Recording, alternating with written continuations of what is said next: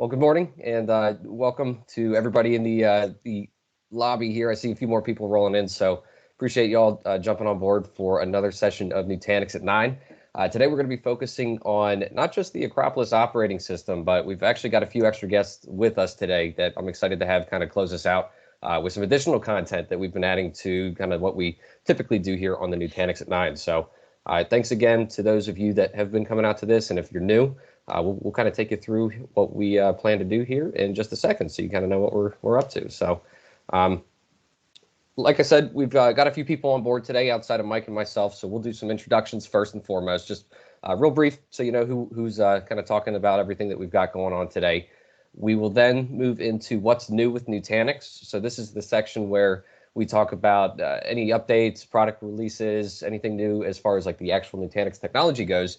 But we'll also tap into a little bit in terms of what they're doing as far as big events. We've got .next coming up, so we'll just kind of mention that as well. And then they had their Q4 earnings, so we'll just kind of high level talk through that. That's not financial advice. We'll just kind of tell you what's there and kind of what we think about that. We've got a few questions that were submitted ahead of time, so we'll run through those. But as always, if you have questions as we're kind of running through this today, please feel free to submit them in the Q&A section. If you're new to Teams, it should be up there on the top, but we will have a few sets of eyes keeping an eye on any questions that are submitted. So whether it's related to Acropolis Operating System, to Nutanix, to really the technology in general, throw them in there. And if we don't get them today, we will certainly follow up with you. And then, like I said, we've kind of got an outro today where we'll actually be sharing some customer success with one of the eGroup sellers, Chad, and one of his counterparts, Tom. So they'll be kind of closing us out, and we'll end this session with how you can find out more info, as well as a few extra tidbits on what eGroup does around Nutanix and just general infrastructure. So let's kind of get rolling here. The only one of us worthy of a slide, Mike Dent. He is the technical resource. All of us sales folks, we don't get slides. We just talk about ourselves.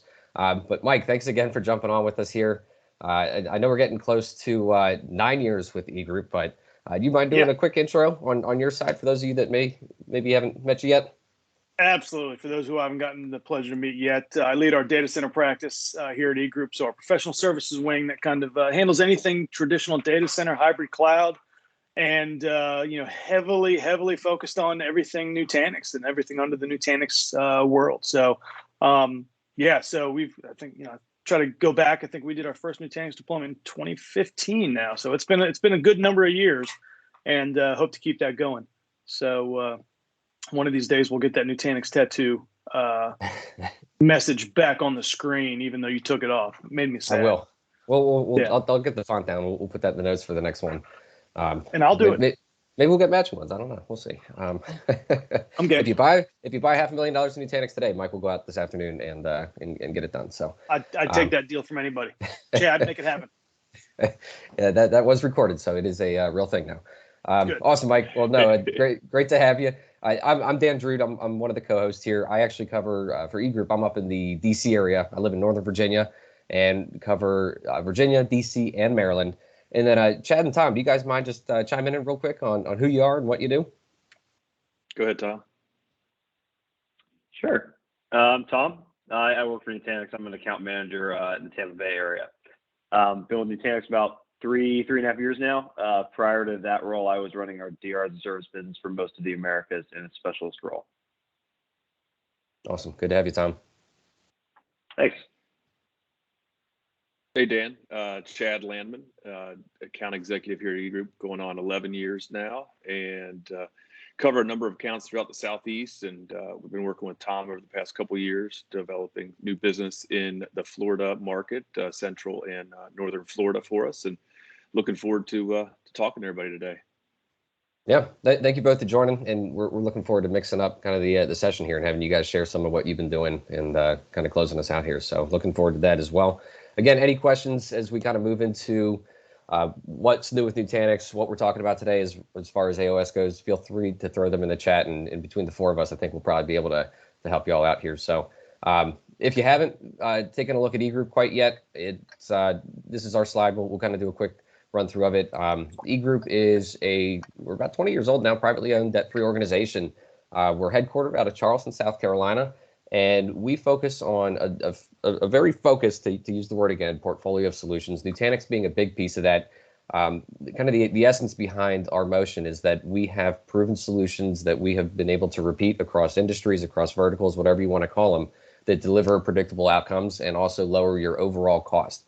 And when we talk about cost, we're talking about not just your data center cost, the actual cash that goes into buying the technology, but we're looking at, maybe taking IT from that 24/7 responsibility, which I think it will always be, but maybe giving you a little more of that 9 to 5 feel, right? And being able to kind of get your weekends back, get technology that enhances the experience for you as the IT person, but also the organization, right? So we don't have the Sears Roebuck, if you will, the kind of the massive catalogs that some of the big box shops have, but we do have proven solutions time and time again with our vendors like Nutanix.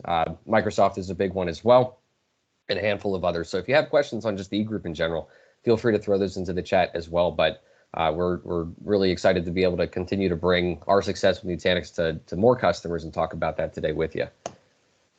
As far as kind of Nutanix news goes, a few different things that we'll touch on. Like I mentioned, we do product updates and company updates. So Mike, I'll kind of kick the Prism Central release to you in just a moment. But for those of you that haven't checked out .next, it's Nutanix's .next annual event.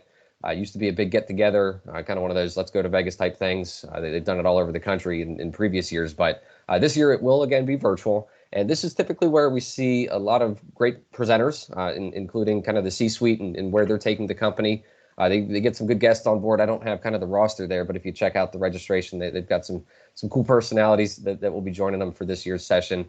And then also, I think one of the more exciting parts of .next is what we see around the products.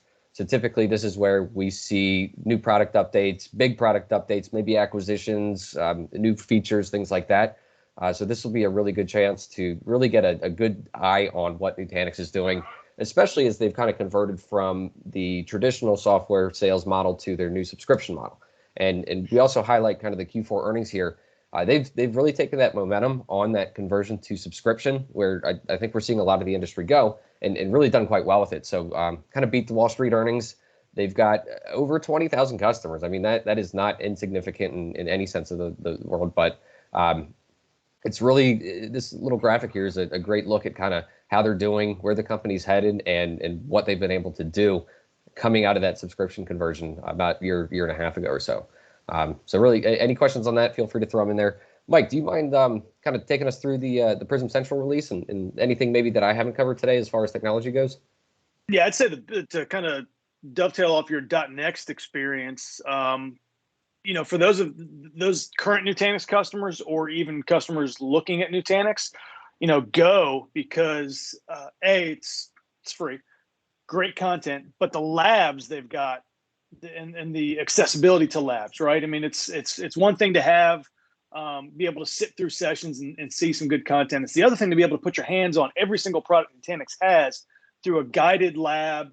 That really gives you the look, feel, and content of what they're doing. I mean, it's as much as going to conferences is great, for me, it's always been the lab access and that ability to go through those things.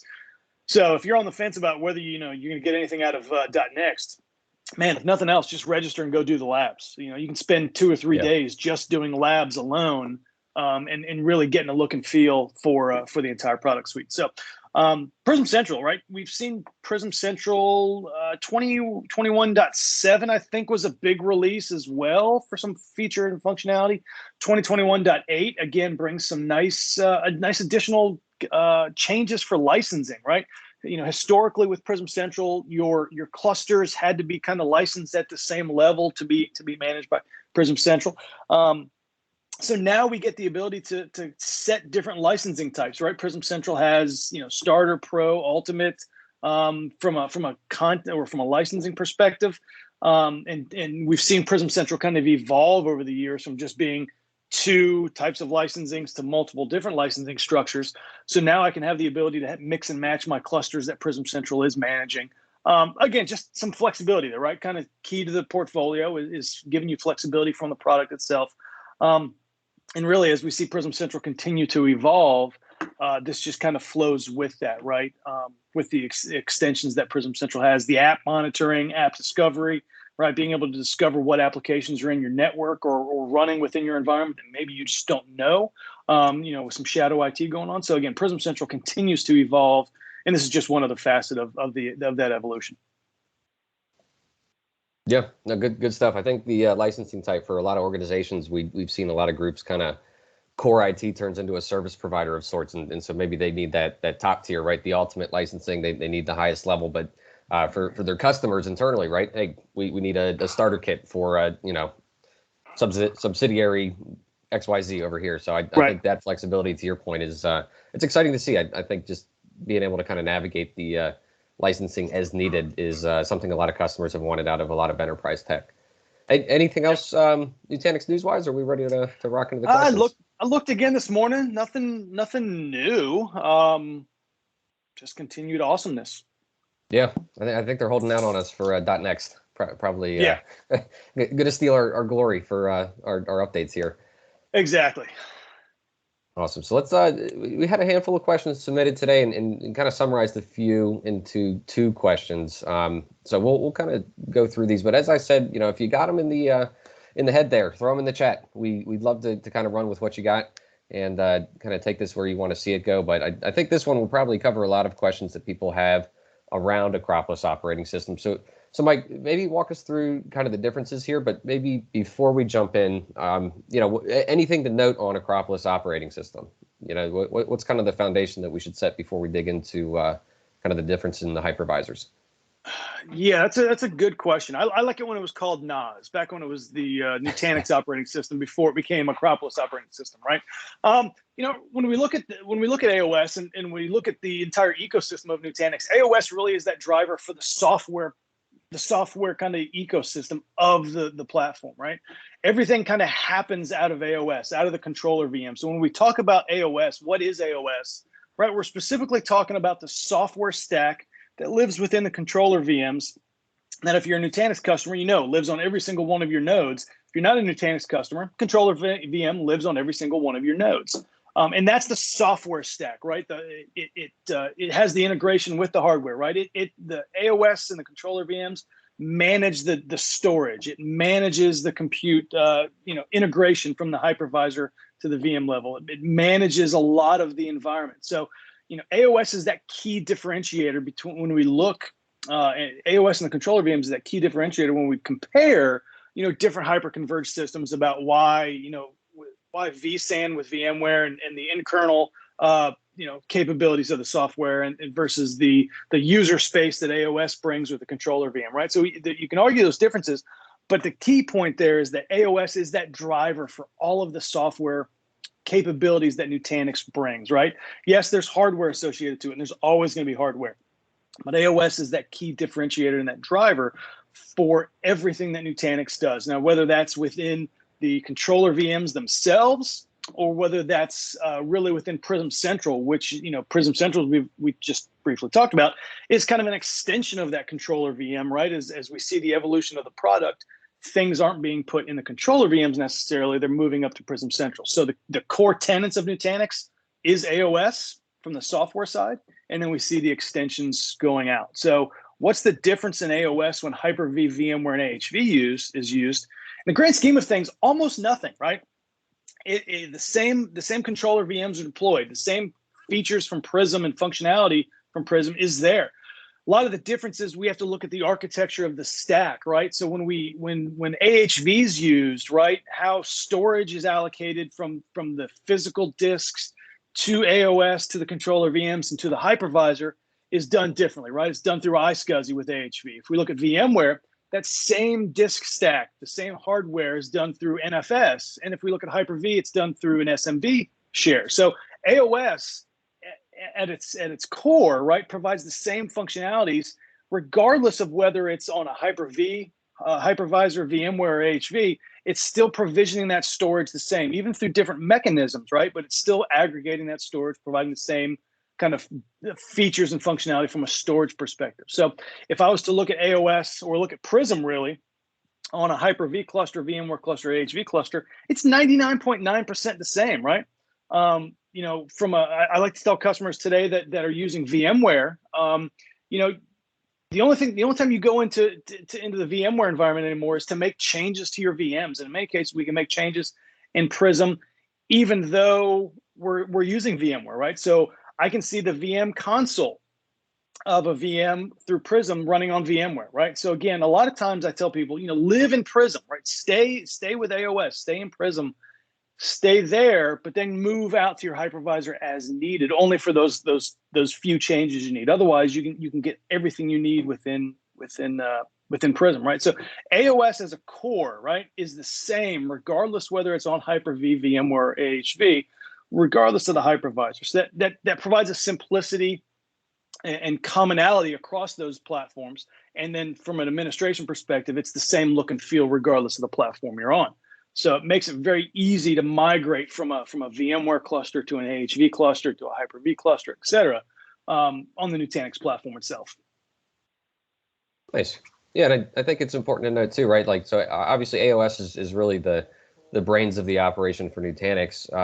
The Acropolis hypervisor, AHV, that's the hypervisor that you get whether you want to use it or not. That's the standard KVM-based hypervisor that Nutanix created a while ago. And say you're a VMware shop today, you layer that VMware on top of AOS, it's going to hook in. Mike, like you said, you can do. I mean, you can create VMs, you clone VMs, you manage your storage, all that stuff through the Nutanix interface. But if you do want to look at reducing those licensing costs, VMware to AHV, that's all orchestrated over top of AOS. So to your point, yep. I think that flexibility, right? I mean, it's obviously Nutanix is going to give you the option to kind of cut out the licensing costs, right, with a hypervisor because it's got it there already. And I think when we went back to that Q4 kind of results slide, I mean, they've got over 20,000 customers at this point, and I think it's still about 55% of Nutanix users are using AHV in some fashion. I think it's even right? higher now. I think it's trending higher, upwards of 60+% for AHV, especially on new deployments, right? I think one of the key differentiators with AOS, right, and with Nutanix, what they've done with the platform itself and giving you that freedom of choice is that same AOS, the same controller VMs, is what allows us to also do the cross hypervisor migrations, right? So if I'm a VMware customer, we have a lot of conversations today around, I want to try AHV, but I'm not ready to go 100% in. So, hey, can I take my DR environment and make that AHV? Well, that same AOS installation, Prism, controller VM, all the core software tenants is what allows us to take that VMware VM and from my VMware Nutanix environment and replicate it to another Nutanix cluster running AHV. Nutanix has the VMs, it has the data, it understands the constructs of that data, right? So it's able to take that VMware VM, replicate it to an AHV cluster, and do the flip, right? And vice versa. I can go AHV back to VMware of data replication for that VM. So that's, AOS itself, the software brains of this, is what allows me to cross hypervisor replicate, allows me to do different, snapshot replications, things like that, that are built into the platform. So, when we look at AOS, like I said, it doesn't matter what hypervisor it's running on, you get the same capabilities regardless of the hypervisor. Yeah. I mean, it's that cloud experience, right? I don't flexibility. Yeah, I don't have to dig into these layers. I just need to carve out the resources, and that's what's going to power me. That's what I should be focused on. So I think that's one of the stronger points that we've seen for our customers, right? Is not everything needs to go to the cloud. You've got some workloads that are fixed, they're predictable, they grow incrementally. That can be expensive when you throw it up there in the cloud. Build your own cloud on premises, and then use the hooks that Nutanix has with like clusters and their ability to kind of replicate across different regions and whatnot. You can have that cloud capability on premises. And I know quite a few customers that do have their own private cloud on premises. They've got the public cloud workloads, and they can use Nutanix to kind of look into both. So I think that's really the biggest piece, right? Flexibility in hypervisor, flexibility in where that workload sits. I think we're going to see a lot of that with clusters as that develops. Fingers crossed we see Azure clusters at .next, but not holding my breath. It'll be there. But yeah, I think just that flexibility that you mentioned is really what sticks out there. So we did get a question from our own guest, one of our own guest speakers, Chad Lanman. So we're going to call him out on that. So, Notice.next has a focus around hybrid multi-cloud. What is the Nutanix differentiator in this space, right? That's a great question, and we've already touched on the kind of the buzzword there with Nutanix Clusters, is right. So with Nutanix, they've realized that just the on-premise environment is not enough, right? It's having my own data centers. That's not where everybody's moving to. So from a hybrid multi-cloud space, Nutanix is really they've already started this with a variety of products. Of providing the customer the ability to kind of migrate, maybe not migrate, but have the flexibility of deploying workloads where it makes sense to them. So with Nutanix Calm, there and the blueprint capabilities, right? I can deploy workloads through blueprints to my on-premise Nutanix environments. I can deploy that to a cloud environment, right? In a variety of cloud environments. So that's deploying of the workloads, right? But that's me sending, I want to have this workload out there, right, doing something, but it doesn't give me much flexibility to move or migrate. So I think that the next big thing that we've already talked about is Nutanix Clusters, which is available for AWS today, which allows you to have that flexibility of running Nutanix in the public cloud in AWS today as a bare metal cluster, and be able to replicate and move workloads between my on-premise environment to AWS as to the Nutanix Clusters environment today and back, just like I would with the flexibility of going between my two data centers, right? So that's kind of that next hybrid multi-cloud approach is I can move my workloads from on-prem to the cloud and back and forth and so forth whenever I see fit. I can move my workloads up, I can move my workloads down based on what my need is, right? And so we see that today with AWS, as you touched on, Nutanix Clusters with Azure is coming. We know it's been coming. It's been talked about it coming.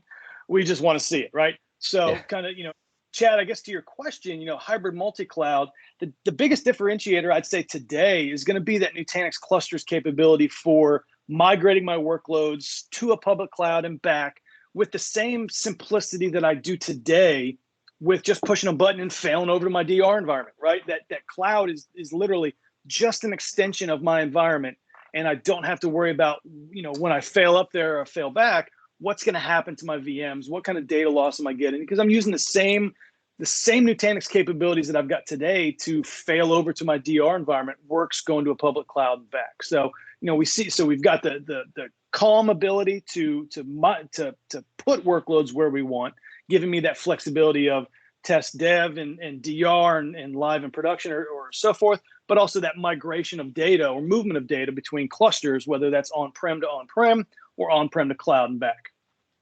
Yeah, that's a great question, Chad. Thanks for throwing that one in there. I think it kind of also speaks to the original intent of hyperconverged, right? Where server team, storage team, virtualization team, you kind of had a bit of a language barrier between a lot of these teams. They were somewhat siloed.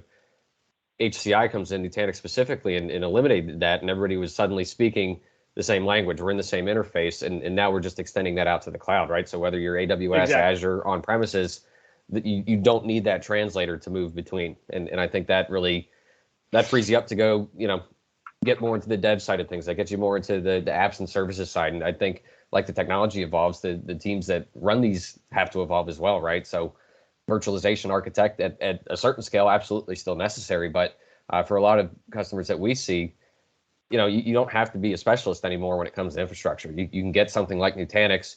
Everybody can learn it, adapt to it, and have a hand in it. But then it's time to go focus on, all right, well, let's actually make the application for our business better. Let's go actually focus on the services that we deliver and actually focus on that technology. So I think that's huge, right? Especially with the way that public cloud's adopting, even lead times on stuff, right? I mean, if it's going to take me 6 months to refresh the data center just because product's going to ship, from Dell in 6 months. All right, well, let me get in the cloud. Let me use software, and I can connect that out from my on-premises data center. So I think that's huge.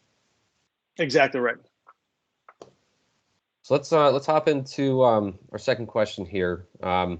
We get this one a lot, right? It's you hear it from sales guys like Tom over at Nutanix. Hey, you can do your upgrades in the middle of the day, and people are like, oh, okay. Let me talk to an engineer, right? But there's a lot of merit to it, right? And Tom, specifically, you being on the DR side, I mean, you've kind of seen a lot of the business continuity side. But Mike, what's best practice for AOS upgrades? I mean, it's everybody knows you got to do it. Can you really do them in the middle of the day? Yeah, I mean, there's not a lot of solutions over the last couple of years that kind of, from a confidence perspective, I can say yes, it's 100% non-disruptive, right? Can we achieve it? Absolutely. Would I do it on a Tuesday morning for a company of 100,000 people in the middle of a massive, payroll run or something like that? Maybe not, because maybe that's just not the smartest of time to do it, right? But from a non-disruptive perspective, absolutely. When we look at the architecture of Nutanix upgrades in general, right? So we've got the AOS upgrades, which is the controller VM, and we can dive deep into how the AOS upgrades provide that non-disruptive upgrades for running VMs on that node by redirecting their reads and writes over to another host, right? And kind of how that's done, right? If you want to see more about that, go look at the Nutanix Bible. They've got amazing graphics of how this is actually done. But it's provided for you out of the solution, right? Doesn't matter if it's a VMware shop and a Hyper-V shop and AHV shop, right? The AOS upgrades are built to be non-disruptive. So I can do that on a Tuesday morning, click upgrade button, and my VMs will continue to run, no impact, anything, right? But I can also kind of extend that from my environment upgrades from not just AOS, but I can do non-disruptive upgrades on my host, right? Well, these do require the hosts to reboot, but when we remember the architecture of Nutanix, we build around a failed node, right? And every time I size a solution, every time I size something for a customer, I'm doing this with the mindset of what happens when I lose a node, right? What happens when I go down a node, whether that's for a hardware failure. I mean, we're still talking about hardware here, so we do have hardware failures. But what if I'm just doing an upgrade, right? What if I'm patching my VMware hypervisor, right? That takes a reboot. What if I'm doing the firmware? If I'm updating the BIOS or the firmware of the drives, how can I kind of work around that? So I'm always designing with a failed node in mind, meaning I can always lose one node and my environment continues to run. Yes, if there's VMs on a failed node, those VMs would have to be restarted on an existing node if it was a hardware failure. But during the course of a non-disruptive upgrade, I'm going through the process to upgrade AOS systematically, non-disruptively. I move to my hosts and I do the same thing non-disruptively, where I migrate my VMs off of that host. So I'm able to keep the cluster in a very stable mode, but provide a full scope upgrade non-disruptively, that is not going to impact my business at all, but still lets me keep my solution up to date, which is very important. So when I look at best practice for AOS updates, it's like, look at them quarterly, do them, right? That's, we look at it quarterly, see what upgrades there are. Do them really, I think, is a simple one that says don't hold off from doing them because you're afraid of an upgrade, right? If there is an issue with an upgrade, it's not like the upgrade continues to push on and says, well, this one failed, let's go to the next one and try to make this upgrade happen, right? It stops. So there's checks and balances put into these upgrades that make sure that these upgrades really go non-disruptively, right? So a lot of it is push and click, right? One click upgrade, download AOS, maybe it's 2 clicks, right? In reality, download AOS, upgrade AOS, right? Okay, we can argue about the 1-click methodology versus 2 clicks, but it's simple, right? Yeah. It's very simple from the process that provides a non-disruptive capability for upgrades, which customers need that kind of that feel good. I know when I start this upgrade, it's going to complete without disrupting my environment. So, the biggest thing I'll say is do them, right? Don't hold off from doing them because you're scared about disrupting your environment. That's not going to happen. That's not part of the software stack. So do them. Yeah, no, it's good stuff. And if you are concerned, call support. I mean, I think we showed it on the Q4. They're still at an NPS, Net Promoter Score, of over 90. Other large OEMs like Dell are I think 30s and 40s maybe. So just kind of give you a sense of where their support is. They're absolutely on board to help you with those processes. And I think also, right, like the way that Nutanix is designed, it's that N+1. So in a 3-node scenario, you should be able to lose an entire node. So when you're doing that upgrade, right, it takes one down as if you lost it, does the upgrade on that, fills it back up, upgrades another one, and kind of shuffles it around. So when you're sizing out Nutanix, make sure that that's something that if you're working directly with Nutanix, they're going to be able to run you through that. But I know a lot of groups kind of buy Nutanix through maybe non-Nutanix focused partners, and they maybe treat it like, hey, we need 50 terabytes of storage, and there aren't considerations around resilience factor, right? There are considerations around, am I actually going to be able to shuffle my nodes around when I do these upgrades? And that's typically where you run into issues, right? When you're kind of taking traditional attitudes towards sizing and architecture, and applying that to hyper-converged infrastructure. So I think, proper sizing and proper thought into, how that works. Kind of like cloud, right? It's bulletproof, it's self-healing. You can lose stuff and not notice or not really see the impacts day to day. And then also, make sure you're doing these. I wouldn't say necessarily, jump into each upgrade as soon as it's released. Not everybody needs all these new features immediately, Right. but I think there's a ton of info out there too on kind of when the best time to hop into the upgrades are, and we can obviously provide guidance on that from the eGroup side. So, no, good stuff there. Are there any questions in the chat, Mike? Have we seen anything on Nope, this? that was we only had the one. Cool. Let's kind of switch gears here. Tom and Chad, I appreciate you guys joining us today. We wanted to actually share some success that we've seen with customers. So I'll kind of Vanna White for you all. I know you put 2 slides here, but do you guys mind just kind of kicking us off and telling us a little bit about the success we've seen here? Yeah, sure. I'm happy to talk to this one. And I think y'all really teed it up pretty well. I mean, the conversation and the theme of what we've been talking about with scalability, right, ease of use and flexibility across the entire platform, coupled with good support, is a huge thing that I think is, it's nice to talk about, but it's easily overlooked when you're in that final stage of maybe signing a purchase order for infrastructure, right? Because the total cost and total cost capture of ownership really is 10% of it's about that hardware software cost, right? That piece of paper. And 90% of the rest of that is that operating cost, which is overlooked, right? Because it's more of a soft cost, right? It's what does the support look like? What does your IT labor look like? Well, what's the facilities look like? Power and cooling, et cetera. So Valpak in particular, the questions we really posed to them were, what does standing up a new SAN server environment look like every time you purchase? What if you didn't have to do that, right? What if your on-premise data center acted in a cloud-centric, application-focused sort of model? And what if you could slash your power and cooling bills, which, it really is what it is, unless you can get into a smaller form factor. I mean, there's really nothing you can do about that price. And that's what they did, right? Valpak, with their first purchase years ago from us, went from 2 full racks of Dell and NetApp just down to 4U of Nutanix, which obviously dropped that power bill significantly. Now from 2 racks, full racks down to 4U, they saw performance increases as well. Faster performance and 8x lower latency. So not only did they save money in the power and cooling, they realized about a 10x reduction in CapEx cost. And I think most importantly, past that point, a real change in day-to-day operations. Their IT manager, Jim, used to spend about 180 hours a month in their traditional SAN environment. That went down to 1 to 2 hours. So huge change. And it's not that Jim worked any less, right? I mean, at that point, now he got to focus on things that mattered, right? That weren't just the minutia of continually patching, upgrading, managing, like really doing things that were business focused, application centric, and arguably, I would say more fun, right, and more important to the long term business.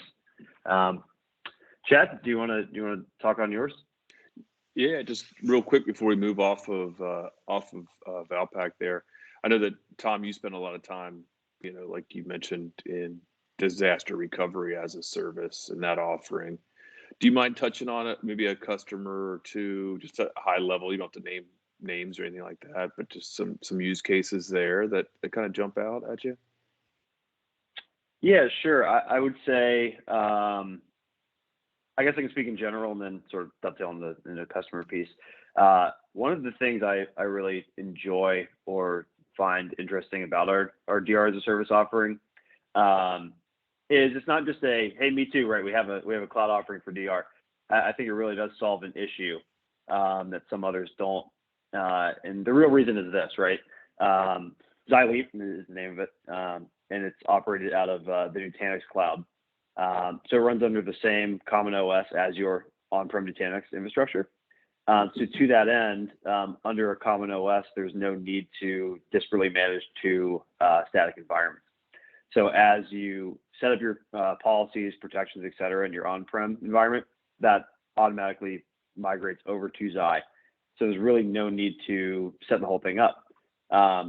We found with a lot of customers, especially those who wanted to go to an as-a-service DR offering, that they would purchase maybe a competitor, right, a few years back, and they hadn't even set the product up. They didn't know their RTO times, their RPO times, et cetera. And it's not because they weren't smart people, right? It's just because statically creating your entire environment again it sort of falls by the wayside when you have a lot of other things to do.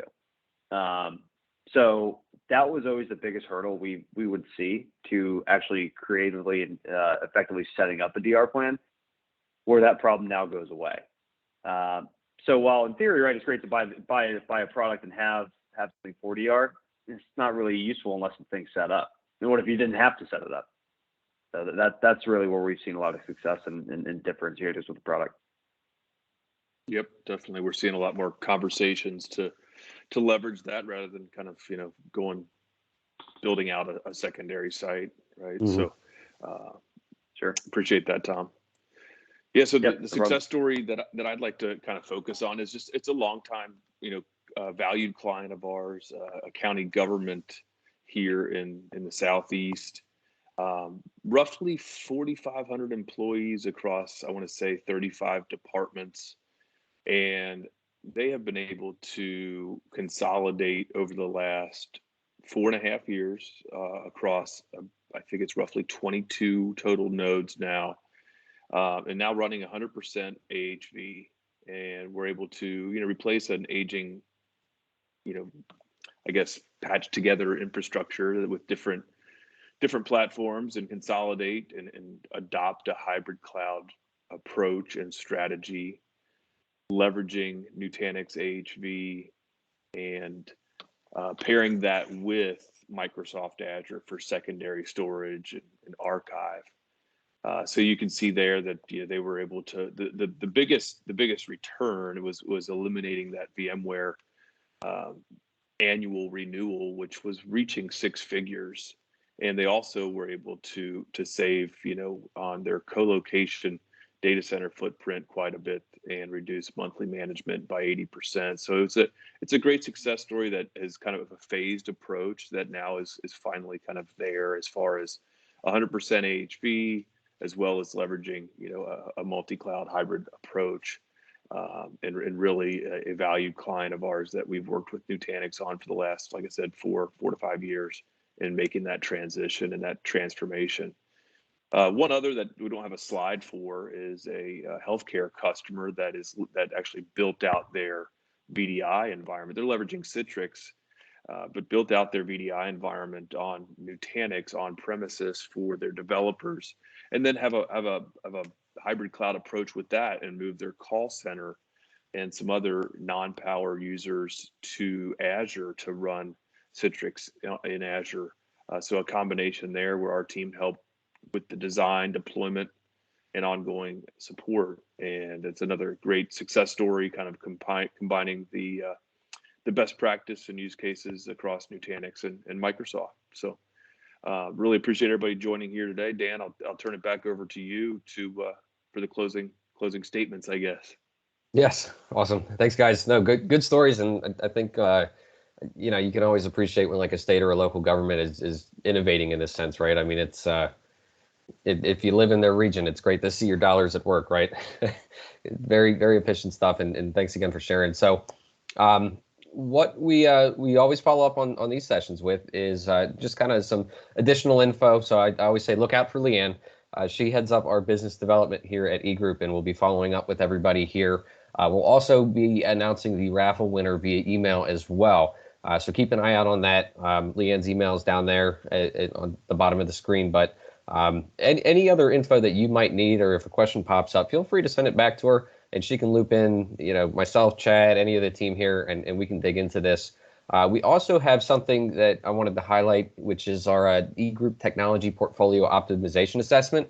And while this does cover hyperconverged infrastructure, it actually hits most of the points that you'll see on the left side of the screen here. So we've actually got a dedicated assessment where we'll come in and spend the time kind of reviewing everything from a technology stack perspective, but also taking a look at the business units. I know sometimes Chad and Tom, you guys talk a little bit about disaster recovery.